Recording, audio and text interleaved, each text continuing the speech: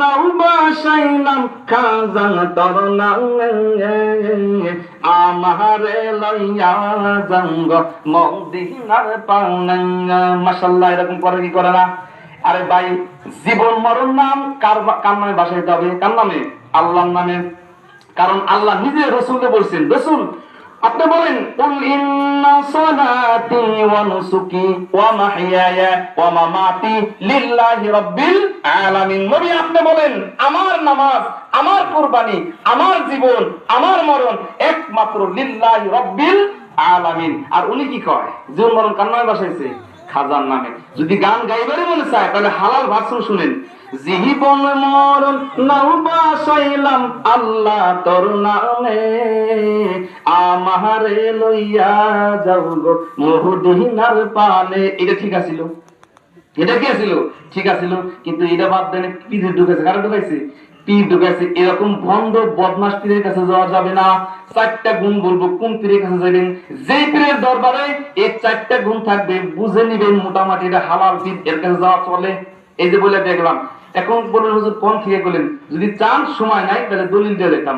দলিলের আলোকে উলামায়ে কেরাম 4টা কথা বলছেন। কয়টা? 1 নাম্বার, যেই পীরের দরবারে নামাজের কোনো কি নাই, পাবন্দি নাই, নিঃসন্দেহে কোনো হক পীর হইতে পারে না। 2 নম্বরে, যে পীরের দরবারে নারী পুরুষ অবাধে মিলামিশার সুযোগ আছে, অবাধে মিলামিশা করে, কোন পার্টিশন নাই, কোন পর্দা নাই, অবাধে চলে, এমন পীরের দরবারে নিঃসন্দেহে এটা হক দরবার পীরের দরবার হতে পারে না।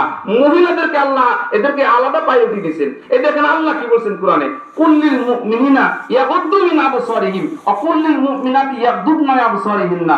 মুমিনরা কি করছে? তোমরা মুমিনরা পরনারী থেকে চক্ষুকে কি করো? নিম্নগামী করো। নারীরা পুরুষদের থেকে চক্ষুকে কি করো? নিম্নগামী করো। তাহলে মহিলাদেরকে আল্লাহ তাআলা আগেই আলাদা করে দিয়েছে, ঠিক না? কিন্তু যে পীরের দরবারে নারী পুরুষের কোনো অবাধ চলাফেরা ভেদাভেদ নাই, বুঝবেন এই পীর হক পীরের অন্তর্ভুক্ত না। নামাজ নাই, তারপরে কি নাই? পর্দা নাই, নারী পুরুষের অবাধ মেলামেশা। 3 নাম্বার, সুন্নতের কোনো গুরুত্ব নাই। রাসূলের সুন্নত কোনটা, আল্লাহ রাসূলের রীতিনীতি কি, এই সুন্নতের গুরুত্ব যেই পীরের দরবারে নাই, এই পীর হক পীরের দরবারে করতে পারে না।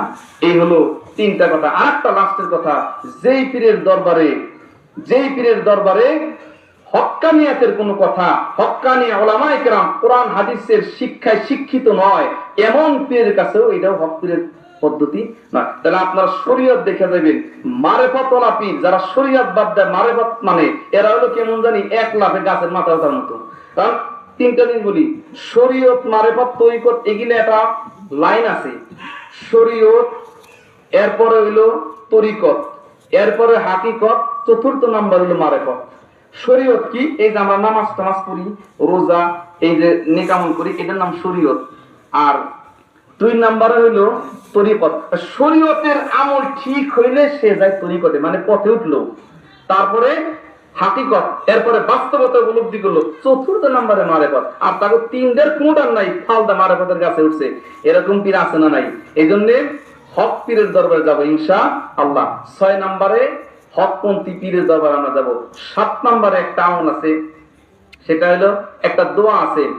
এই দোয়া বেশি বেশি করা, রব্বানা লা তুযিগ কুলুবানা বা'দা ইয হাদাইতানা ওয়া হাব লানা মিন লাদুনকা রাহমা ইন্নাকা আনতাল ওয়াহ্হাব।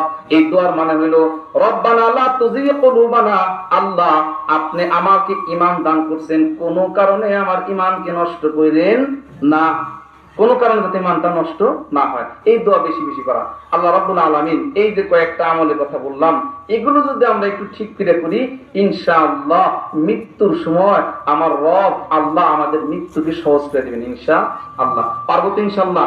1 নম্বরে ইসলাম প্রকাশে খুশি হওয়া, 2 নম্বরে আজানের জবাব দেওয়া, 3 নম্বরে দান সদকা করা, 4 নম্বরে মেসওয়াক করা, 5 নম্বরে উলামায়ে কেরামকে মহব্বত করা, 6 নম্বরে হক্কানি পীরের দরবারে আগমন করা, হক্কানি পীরের সোহবত গ্রহণ করা, 7 নম্বরে এই যে দোয়াগুলো বেশি করা, 8 নম্বরে লাস্টের একটা আমল বলে দিয়ে যায়, মাগরিবের নামাজের পরে 2 রাকাত সুন্নত পড়ার পরে সূরা ফালাক এবং নাস দিয়ে 2 রাকাত আলাদা নামাজ পড়া।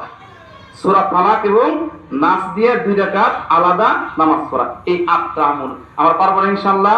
যদি করি আল্লাহ আমাদেরকে ইনশাআল্লাহ, আশা করতে পারি মৃত্যুর সময় আল্লাহ আমাদেরকে মৃত্যুর ওই মুহূর্তটাকে সহজ করে দিবেন ইনশাআল্লাহ।